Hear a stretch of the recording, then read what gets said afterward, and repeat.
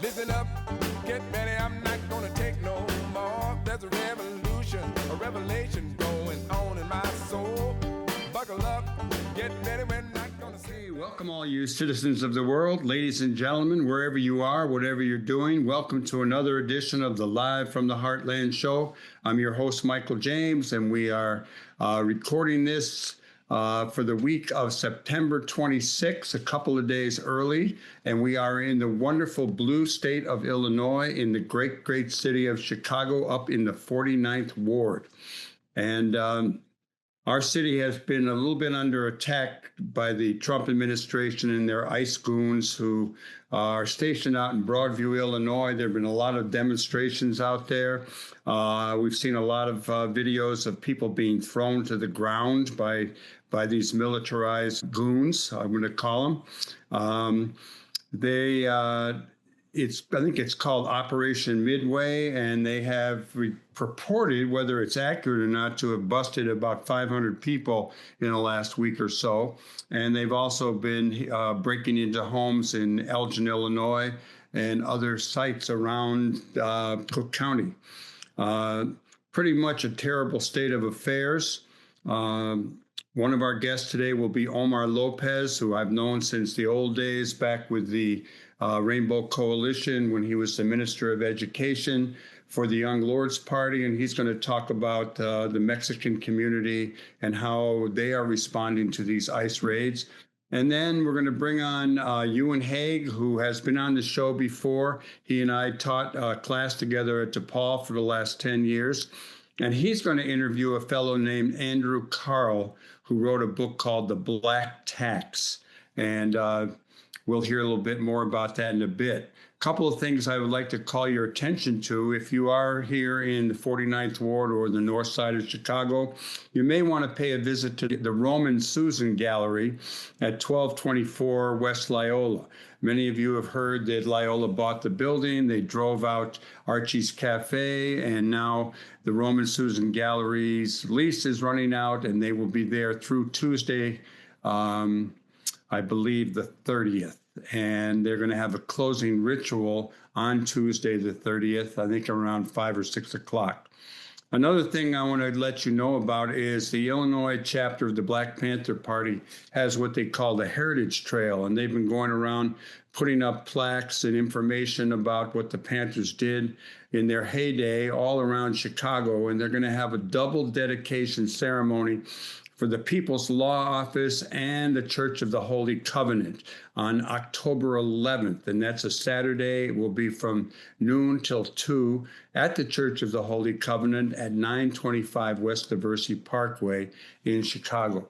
We're going to have a little bit more on that in the week to come, but just letting you know, it is going to be on the 11th of October, Saturday afternoon. And before we get on with our first guest, I just want to call your attention once again. It's been about a year since we actually did our fundraising. The show, we put it up every week. We hope you enjoy it. We could use a little monetary support if you would like to give it. And you can reach us at livefromtheheartlandshow@gmail.com. We'll say it again at the end of the show. And if you give us a donation, we can send you a little gift. Could have this book on Rising Up Angry, part of the Rainbow People's Coalition, or my newest book, which is called La Frontera, Basketball in the Barrio, El Paso y Juarez. And we hope you will respond because it would be great and make our lives a little bit easier. So with all that said, we're going to take a little musical break. I'm not sure what our engineer, Hal James, will pick for us today, but I know it will be good. And we'll be right back with our first guest, Omar Lopez, the former Minister of Information for the Young Lords Party and still a very active fellow. Be right back.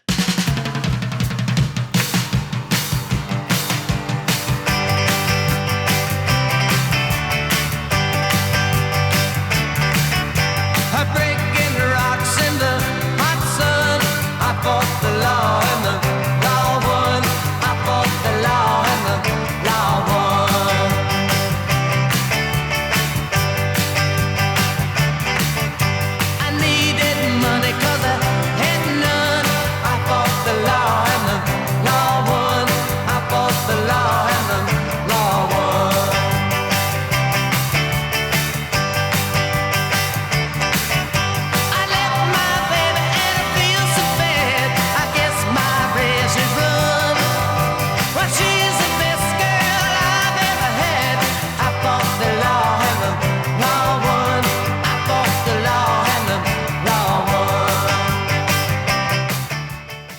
back to Live from the Heartland for the week of September 26th. I am still Michael James up here in Chicago's very blue 49th Ward in the great state of Illinois, the wonderful city of Chicago. And my next guest is an old friend. His name is Omar Lopez. And I first got to know Omar back in the late 60s, and that's the 1960s, when he was involved with the Latin American Defense Organization. And we, Rennie Davis and I was with him, we were running a training session for organizers, and we met with the Latin American Defense Organization. After that, Omar became very much involved and became the Minister of Information with the Young Lords Party, part of the Rainbow Coalition. And we bump into each other now and then, and it's always a pleasure. And he's been very active in leading marches against the Trump administration and in the Mexican community, the Latino community around ICE. So good day to you, Omar. Hello, Michael. How you doing? You look good. Good. Is there anything else people should know about you that I didn't put out there? Well, no, I think that was pretty good, except it's a Young Lords organization. What did I call it? You call it party. That's true. It's an organization. I apologize. Okay. Well, one of the things that I wanted to talk to you about, I know you were kind of at the front of a recent march against Trump and immigration policies, et cetera, et cetera. You're a conscious fellow, very active in your community. What can you tell us about ICE and their activities in the Latino community and how it's affecting people? Yeah. Well, first of all, back in, as soon as Trump was elected, a group of us got together and we said, we expect at least 4 years of a lot of organizing. And so we began to put a group together that we called it the Resistance Council in Defense of the Immigrant. In Spanish is Consejo de Resistencia en Defensa del Inmigrante. So we began organizing right at Trump wasn't even in office yet when we began to organize at late November, early December, because we knew what was coming. What happened was that the Resistance Council began to get a lot of new groups in our meetings. We met every Saturday, and we have a lot of new groups of people that were already demonstrating against the Trump agenda. We began to get labor people, the teachers union, so that at the end, what we decided is that we were going to organize around the May 1st March. And that was, so the Consejo was the lead organizer of this particular march. We were able to put together it's a coalition that was over 200 organizations. And I think the salient ones, was the Chicago Federation of Labor, was part of it. The Chicago Teachers Union was part of it. So labor was pretty well represented, as well as community-based organizations were part of it. It was a very broad coalition, so that we also dealt with the issue of Palestine and other issues that were brought up to the assembly in the meetings. So again, we knew what was going to happen. The first thing that we began to organize was the whole campaign on Know Your Rights. And we started that in December. And we were really happy that a big group of not-for-profits began to do the same thing. So, the Know Your Rights campaign was really very successful. And of course, it's already, everybody talks about the fact that the head of ICE, Homan, publicly had to say, Chicago is a very well-educated city, and they were having problems, detaining people. So that was the first campaign, and so then May 1st came around, and we began to then talk about what were some of the follow-ups to the march of May 1st, which is a very successful march. And then came the announcement, that what happened in LA and Trump's threats that he was just going to be invading Chicago also with National Guard and others. So we began to organize around that. And again, we sort of like redouble our efforts in terms of educating the community as to how to respond if they encounter ICE. And remember, they've been changing. First they started to go into houses. We instructed them never to open the door, never to accept a warrant that was not signed by a judge, things like that. And that was pretty successful. Then they moved on to picking up people on the street, and then they moved on to going to places like Home Depot and other spots where immigrant workers would gather.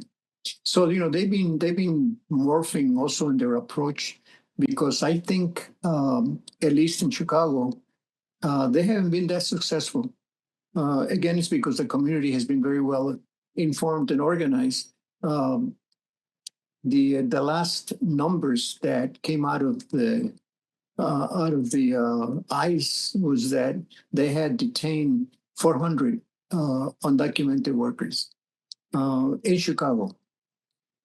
So compared to the type of the number of agents that they brought into Illinois, that's not a big figure for them. So what it means is that they're not being as successful as they thought they were going to be in terms of the numbers. So they're using a lot of resources. You see that they come to pick up one person and they got 5-6 agents. That's a lot of agents. That's a lot of hours. So we want to think that we have been successful in terms of educating the community. They're going to continue, and so we're going to have to also keep developing tactics, to confront ICE, and interrupt their operation. I think that's what's going to happen.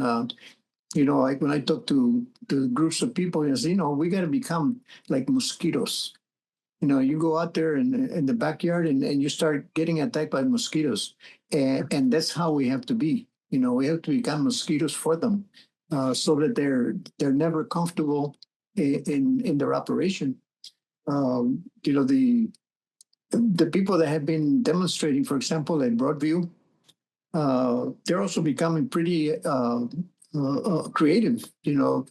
Once they got gassed the last time, then they started in the meetings. They started talking about bringing those leaf blowers that you can carry with you, so that then when they throw those little gas bombs at you, you just turn on the leaf blower and just throw it right back at them. So I think that the thing is becoming very creative also in terms of how to respond to them. It reminds me of the 60s. It reminds me of the 60s because, when we were active in the 60s, we also had to come up with different ways of confronting the police. And I think that this is happening again. I see a lot of young people out there, which is really very satisfying to see. So that's sort of like what's going on right now. Well, you talk about young people getting involved. I mean, I got to say that some of the marches I was at, I think I was at 2 of them, there was a lot of old progressive types there. But there have been a lot more interest shown by young people. And I do think that this era is going to produce a whole lot of organizers. I mean, they can talk about whatever they want. They can talk about this guy who got killed, and they're trying to make him into a right-wing saint. I think that we have on our side, so to speak, and hopefully we can bring more people with us, but we're going to have a lot of people who are politically conscious and taking a stand. And I like that thing. I didn't know the thing about the leaf blowers, but I had this out in Broadview, and it's at 1930 Beach Street in Broadview, Illinois, which is where ICE has a headquarters. They've been coming very brutal. I know there's a candidate named for 9th Congressional District named Kat Abu. I don't know how to pronounce her name. Abughazaleh. I got to learn that, and I apologize. But they were brutal in throwing her to the ground and a few other people, grabbing people around the neck. I mean, just out of control. And we're really pleased that Gavin Newsom in California passed a rule about no masks by police agents. And I would hope that would happen here, too. I mean, our governor has been really outspoken. What do you know about how people respond when someone is arrested? I know that they picked up a U.S. citizen recently and held him for a couple hours and held on to his dad. And then they attempted an arrest out in the suburbs, and it turned deadly. That's one of 3 people they've killed so far, only one I know of in Illinois. What's your sense of that stuff going on with ICE? Yeah, like you said, they're becoming more brutal, in their operations. I think that to something like that, again, we have to develop tactics as to how to defend ourselves, because I think that we have that right, to defend ourselves. When you are exercising your constitutional rights and somebody is going to interfere with that, and I think you have the right to defend yourself. So I think that tactics have to be developed, to fight that kind of attitude coming from the ICE agents. I know that I read in Upper New York what happened in one of those raids. The people came out. A lot of people came out to protest, and while they were doing that, somebody slashed the tires on the vehicles that they had, and so they had to retreat. And they retreated, with flat tires, and they had to park outside of the area until a tow truck came to get the vehicle. And that's the kind of thing that I'm thinking, when I talk about being a mosquito, that's the kind of things that need to happen. Of course, you can't promote them because then you get accused of all kinds of things, especially now. But those are the things that need to happen. Some of the people that I've spoken to in the streets, some of the street people, they were saying, hell, if they break your window, why don't you break their window? When they're trying to get somebody out of the car. So that's the kind of responses that people are beginning to talk about. So I think the resistance is going to intensify if they continue with that kind of attitude, So I think that the resistance from part of the community is also going to increase.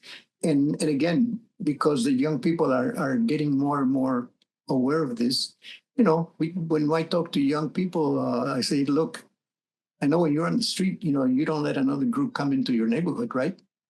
And so now they're coming in, they're taking your mother, your uncle, your relatives, and you're not doing much.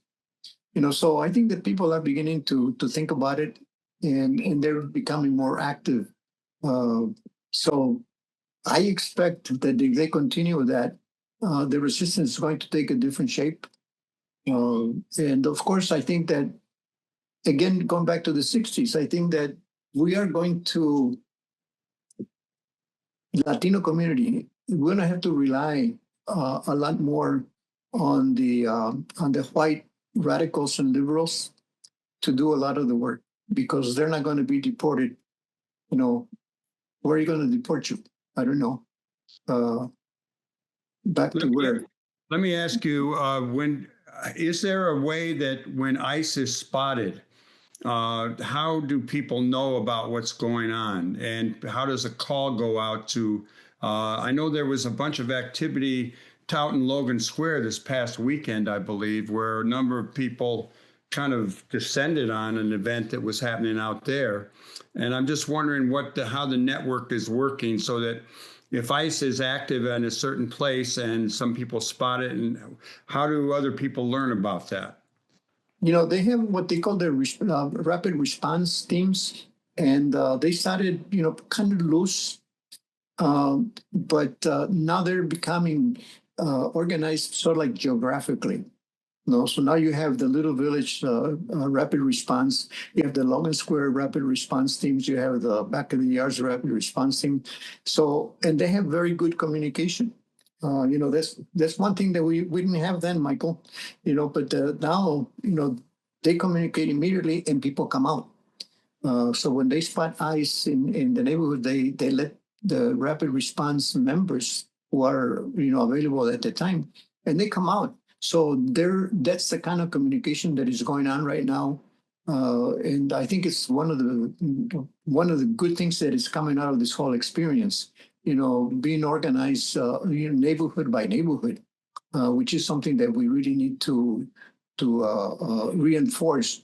I think geographically we need to be organized so that they can respond quickly. I'm wondering if you think that they will send the National Guard in. I know Trump backed off on that. Pritzker, our governor, has been really outspoken. He's been on the national news. And the mayor, Johnson, has been really good. Our senators have been good. We've had we had a little lead up time as compared to LA. That happened pretty quickly. But we seem to have put up a strong resistance impression. And then Trump backed off, but then he lately has talked about Chicago again. Depends on what side of the bed he's getting up on. Yeah. Your sense about whether the Guard will be used or not? Again, I think that, the kind of resistance that has been, Chicago has been known for, I think that's what has stopped Trump from moving forward on that. Remember that the only city that Trump could not hold a rally when he was running for president was Chicago. Right. We took him out. I remember that. Right. So he remembers that, and so he would love to do something, but he can't because he knows that the city is going to respond. So I don't think that the National Guard is going to come to Chicago. I think that he may try other things, and especially because the response has been pretty strong. It's been pretty strong and well organized. So they're pretty sensitive about things like that. I don't expect that. I expect probably ICE to continue for a while, but again, it's not being cost effective, because of the way that they're doing things. But I think we have to be ready though. This is going to continue. Again, we have close to a little over 3 years for organizing. And like you said, I think that out of this, we're going to get a lot of good young organizers out of this experience. Well, we have a group up here, Protect Rogers Park, and there are a lot of groups around the city. And we are a conscious city, we can look sleepy sometimes, but we can be awakened and we can be, something to contend with. And I'm really proud of our citizens, most of them, taking a real heavy stand against ICE.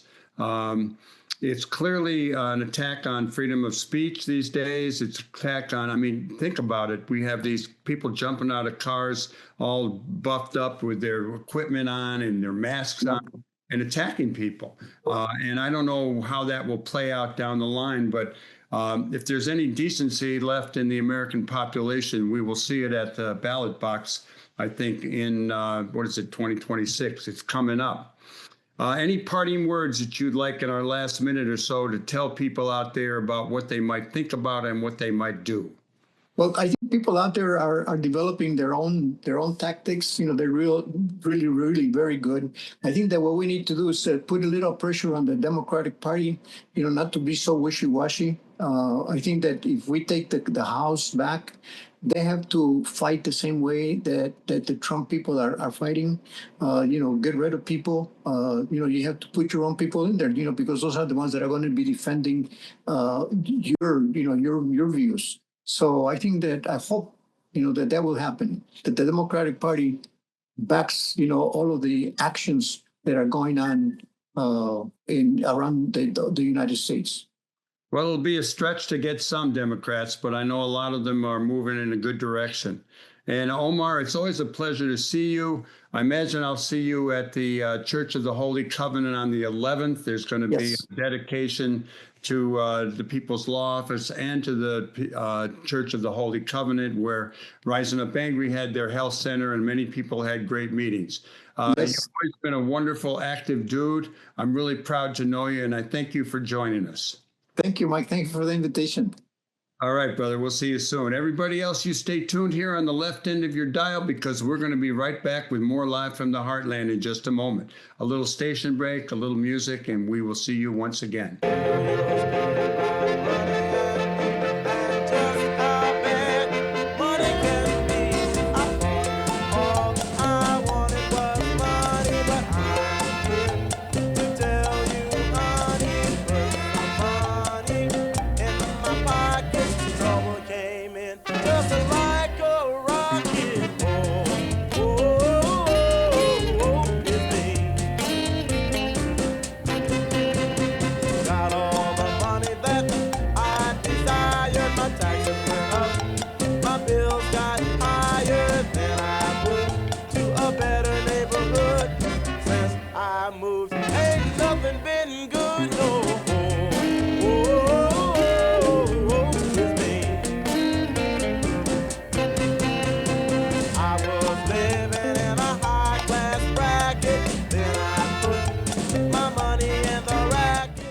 All you citizens of the world, welcome back to Live from the Heartland for the week of September 26th.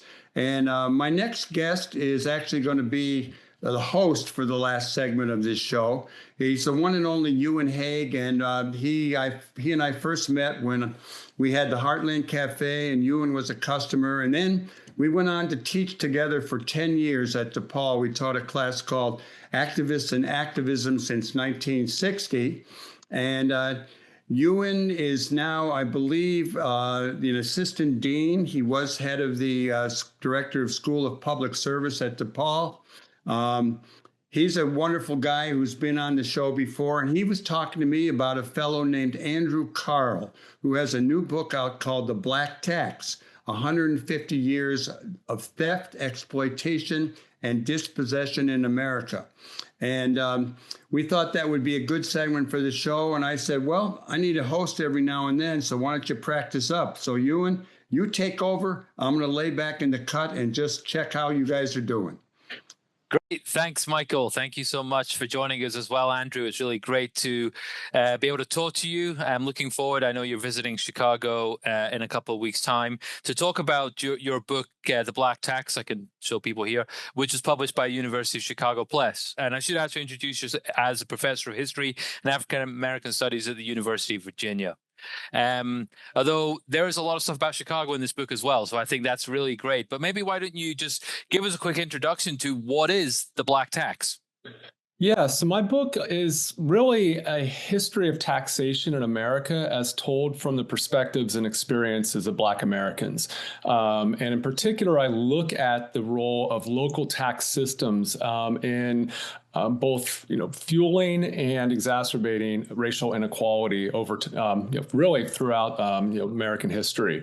And, in particular, my book looks at and shines a spotlight on three interrelated problems. One, the historic and ongoing overtaxation of African-American homes, land, and neighborhoods through property taxes. Secondly, the unequal distribution of public revenues, the tax dollars that are collected by local governments and the spending practices of local governments, especially when it comes to schools.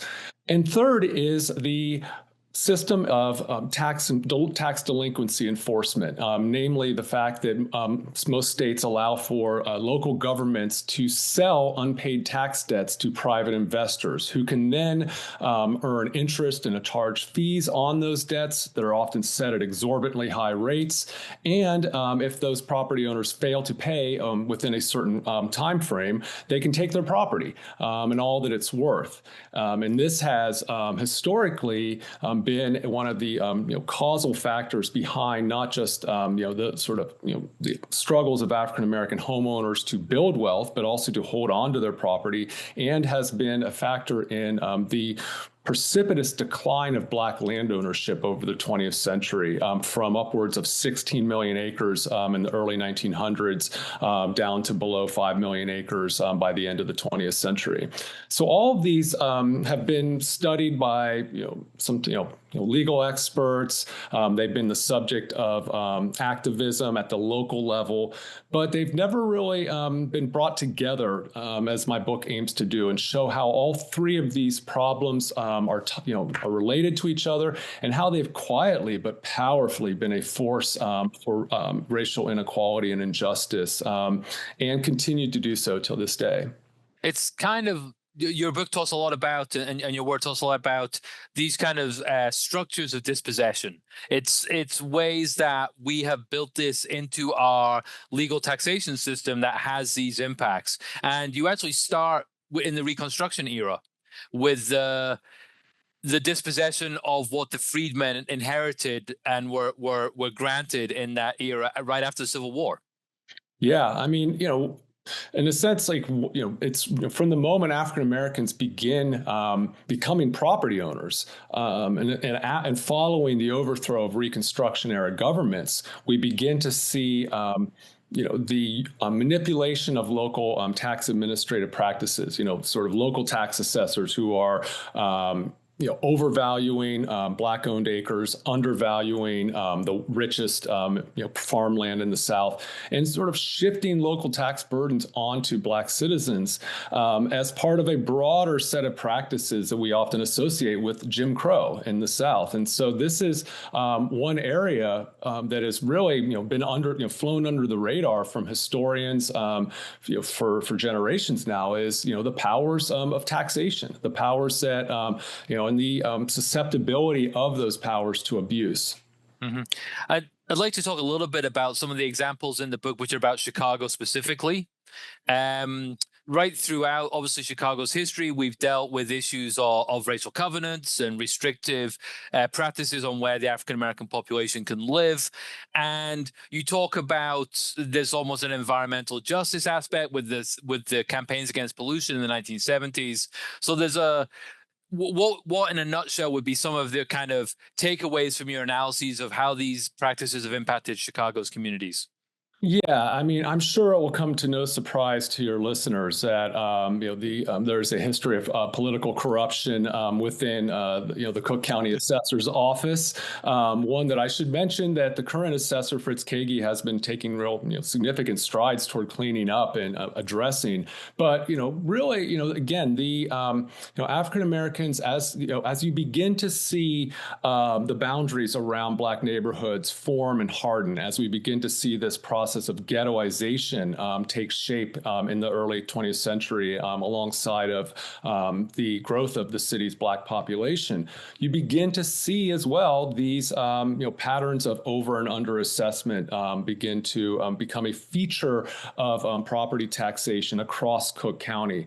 That the South Side and then later the West Side were suffering from exorbitantly high property taxes. These were also neighborhoods that were chronically underserved by local government when it comes to public goods and services, when it comes to public schools. And then thirdly, in Chicago, and this is something I really kind of shine a spotlight on, you have the emergence of this whole sort of class of investors who have exploited the tax sale laws in Illinois, which really allow for predatory investors to accumulate riches at the expense of some of the most vulnerable vulnerable homeowners and have resulted in, the stripping of property and wealth from, disproportionately Black and brown neighborhoods. And so this is something that I sort of, bring into the frame when it comes to what we know about the history of segregation. We know about the history of racial covenants, redlining. Thanks to incredible books like Beryl Satter's book on family properties, we know about the impact of contract sales. But taxes and tax policy and these practices were shaping and worsening all of those problems. And in fact, actually, when it comes to, say, some of these other predatory practices like contract sales, these tax buyers, the people who were investing in tax liens, these were the same people, literally. I mean, they were moving from one scam to the next. And the real chilling thing about something like, say, tax sales and the African Americans who are victimized by this, and I tell their stories in this in my book, is that these were folks by and large the people who are most vulnerable to falling into delinquency on their taxes and then falling prey to these predatory investors are people who have actually paid off their mortgages or bought their homes outright. Who've maybe lived in those homes for generations, who for, and disproportionately, these are also, elderly people. So, these are a really particularly vulnerable class of homeowners who've been victimized by this. And, again, this is one where, it's, at the other end, we see this is a thriving, today, tax lien investing is a multi-billion-dollar industry with a significant number of lobbyists down in Springfield who are fighting to protect their own interest. And, this is, as I sort of point out at the beginning of the book and return to at the end, while this is a history, this is not a these are not problems of the past. These are ongoing, very much unresolved issues. We continue to see the overassessment of neighborhoods. We continue to see the problems with these tax sales. And I think you really humanize it. And I think I just encourage people to, read, even if you just sit and it'd be wonderful if everyone bought and read the whole book, but the introduction, you really humanize it with the story of these two women in Jean Wright and Elizabeth Milton in Long Island who thought they were doing everything right as good homeowners, paying their property taxes on time, and then for really small amounts of hundreds of dollars, not thousands, just a couple of $100, they literally lost the house that they believed they owned. Yeah, and I think one of my goals in writing this book is when I first started doing research on this subject, I was not a tax expert. In fact, if you would have asked me 10 years ago, when I would have said taxes are a boring subject. Who wants to read a book about taxes? And they're also not like really a human type. So they're not a subject that lends itself to human stories, but. One of the things I discovered is actually you can humanize this history by focusing on the people who are affected by these laws and policies, by really sort of centering human experiences. You can then begin to explain these complex processes, these laws and procedures that oftentimes can seem sort of abstract and opaque.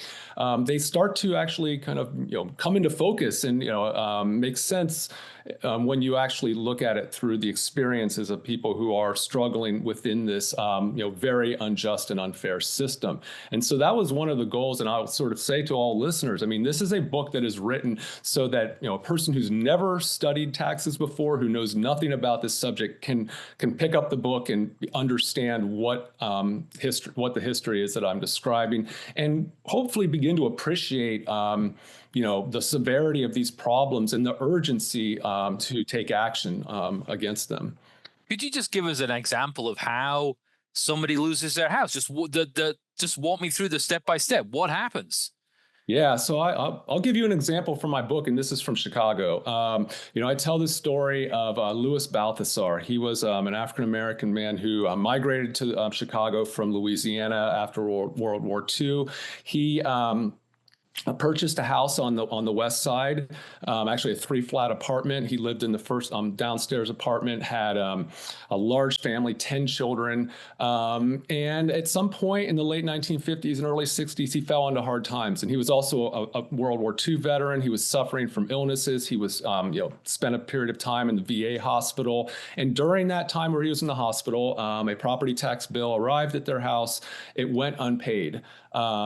He was also out of work, and so when the notice came that the bill was past due, he didn't have the money to pay it, and then unbeknownst to him, Cook County sold that debt to an investor at the Cook County tax lien sale, and the person who purchased that then began charging interest on it, and the bill began to grow exponentially. I mean, and to the point where eventually, when the expiration date came, and Balthasar was unable to pay it, the person who bought that debt, an attorney by the name of Alan Blair, who was one of the largest tax lien buyers in the city, a guy who was made millions of dollars just again taking advantage of people like Louis Balthasar, he claimed the deed to that property.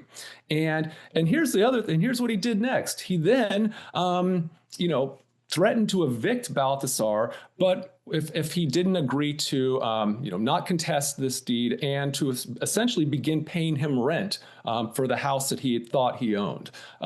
This case was then taken up. This went all the way up to the federal courts, and the federal courts upheld that ruling and allowed Blair to keep this property. And again, it began with a person who fell on hard times, was in a situation where they were unable to pay a tax bill.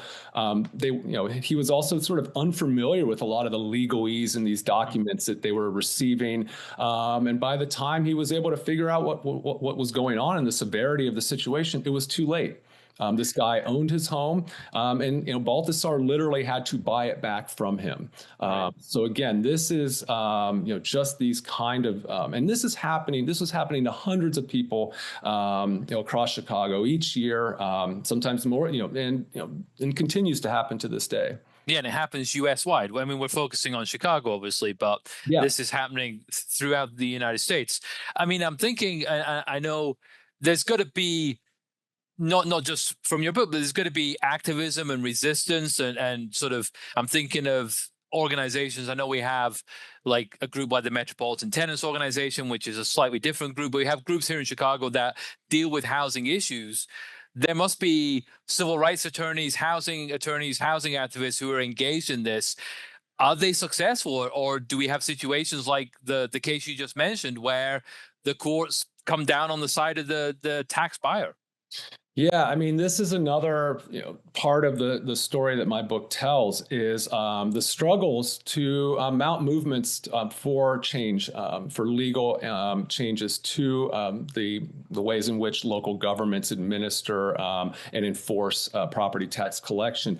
And one of the challenges and obstacles, which remains in place to this day, is the fact that you as a local taxpayer can get no relief through the federal courts. There is Congress passed a law in 1937 that essentially closed the federal courthouse doors to lawsuits, federal lawsuits challenging local tax practices.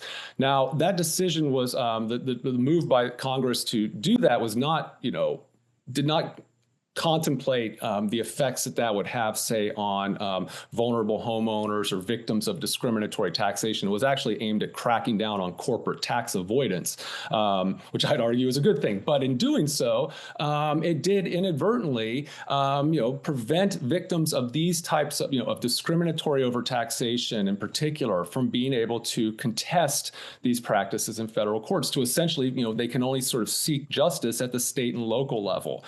This matters, especially when I, in the chapters where I talk about the civil rights movement in the South, where you had, local governments that were routinely, punishing Black activists and civil rights organizations through jacking up their property taxes, through removing tax exemptions, through doing all sorts of manner of sort of, messing with the local tax laws in order to, retaliate and intimidate movement activists.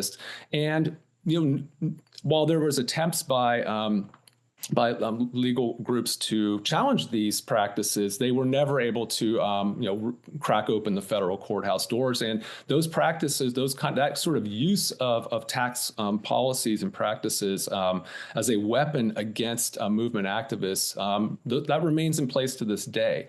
That's, again, a sort of another sort of part of this story is the challenge of building a national scale level movement against these very local practices. Mm-hmm. The other challenge as well is, especially when it comes to, say, tax delinquency laws, is that the laws vary from state to state. Illinois' law is different from Wisconsin's, is different from Michigan's. So as well, it's hard to kind of, mount movements on that front as well. So very much like the story, one of the parts of the story I tell is these local campaigns, and Chicago is being one where you've been able to see progress happening at the local level, but it's been difficult to scale that up to the national level. One of the goals of my book was, and this was one of the challenges in writing this, is telling a national story of these local practices. But one of the things I try to do from the outset is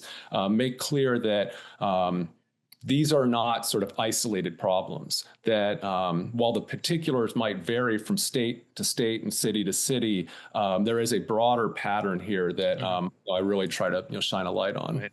And I think the tag on the book, or it says you estimate that this is the sort of structural removal of $600 billion from the African American inherited wealth nationwide. I mean, that's a staggering amount of money, and that must have long-term impacts. Yeah, and I would say that is a very, very conservative estimate. I was trying not to, throw out a number there that would not, would be anything, greater than what I could, sort of estimate. And if you think about, the fact that, to this day, by the latest estimate, given the patterns of overtaxation that Black neighborhoods continue to experience, which one team of economists recently estimated average out to every Black household in America is paying upwards of $400 more each year in property taxes than they should. If you just take that number and go back to, say, the late 1800s, given the fact that my book pretty convincingly shows that these patterns of overassessment have been haunting Black Americans, from the moment they began acquiring property, just that number alone should give you an indication of just the scale. If you add that up for every year going back the past 150 years, and then couple that with just the staggering amount of land and wealth that has been stolen through these tax sales. If you're talking about, we're talking about over 10 million acres that was lost over the course of the 20th century, and it was not all lost due to tax sales, but taxes were either a primary or proximate factor in much of that loss. It was either a tax bill that one couldn't pay that sort of was the opening sort of stages of dispossession, or it was quite directly the tax sale itself. And that's also not accounting for all the untold numbers of people who were able to save their property, who were able to redeem it. And to be clear, most people who fall into tax delinquency, most homeowners are eventually able to settle their debts and keep their home. But they are suffering massive financial losses to do so because of the way these laws are structured. I mean, in Illinois, the interest rate can jump to upwards of 48% over 2 years. Once so that debt, again, a $100 tax bill can quickly, metastasize into something much greater. And again, to think about what, the fact that African-American neighborhoods and communities are disproportionately affected by this, you begin to see how, maybe that $600 billion is actually a very, very low estimate if you think about that. Yeah, and you see the resulting, as you mentioned right at the start, the disinvestment in some neighborhoods. The tax money gets sucked out, but not reinvested in. Oh, absolutely. And I know there's, and of course in Chicago, we have the history. I mean, when Martin Luther King comes here, housing is the critical issue, right? He's really pushing with Al Raby on fair housing, equal housing. At the same time, you have the federal government subsidizing loans in the suburbs for white families. And you have this dispossession. Well, at that stage, also, many African Americans were contract buying. They could not actually own property in the city until the late 1960s. So you have these sort of simultaneous movements creating the foundations of the housing inequality landscape that we have today. Absolutely. Yeah. And I think, again, another interesting thing I found, when Martin Luther King came to Chicago, part of that Northern campaign, and he stayed on the West Side in a rundown apartment building. I found actually in the course of doing research that actually that apartment building was owned by one of the city's largest tax buyers. I mean, they are sort of engaging in all manner of speculation on properties in predominantly Black neighborhoods. So, quietly, these folks, I mean, again, like, these actors have been kind of hovering in the shadows for generations and quietly siphoning off wealth and income from the most disadvantaged families and communities, and have, one of the things I really aim to do is sort of shine a spotlight on these practices so we can begin to get a clearer sense here of what is actually perpetuating inequality so that we can then begin to devise effective strategies for countering it. It's a fascinating book, The Black Tax, 150 Years of Theft, Exploitation, and Dispossession in America, published by University of Chicago Press. Andrew Kahrl, the author, thanks for being with us. What are you working on next? Well, I mean, I'm working a lot on sort of looking at, the laws and policies today, and some of the, there's, particular legal cases that are working their way through the courts. There's a lot of sort of push for reforming tax sale laws in Illinois in particular right now. I'd encourage your listeners to be following that closely. And so I'm sort of really trying to sort of take what I wrote in this book and begin to, apply it to the political issues of the day. Well, thank you, guys. Well, that was a wonderful interview. I want to thank everybody who tuned in to listen or to view Live from the Heartland for the week of September 26th. You can get us every week and see our faces and our graphics and stuff we put up. If you sign up at YouTube, it's youtube.com/heartlandmedia/videos. We're here every week for you. We'll be back next week. I want to thank our guest today, Omar Lopez from the Young Lords, and Andrew Kahrl, whose new book on the Black Tax. I want to thank my co-host today, Euan Hague, and I'm sure he'll be back. And it was good having you here, Euan. I want to thank our producers, Katie Hogan, Tom Clark, Wing Orman. I want to thank our engineer, Hal James. It's a pretty rough time out there, and I want you to look out for your neighbors, to pay attention, take a stand wherever you can. This is no dilly-dallying around time to be an American. This is a time to stand up, and we all are capable of doing something. Do what you can. Whatever little part you can play will make a big difference. We'll be back next week. I encourage you all to keep doing good in the world. The world needs all the good that you do, because together we can make a big difference, and there's no better time than right now. All power to the people. Over and out till next week.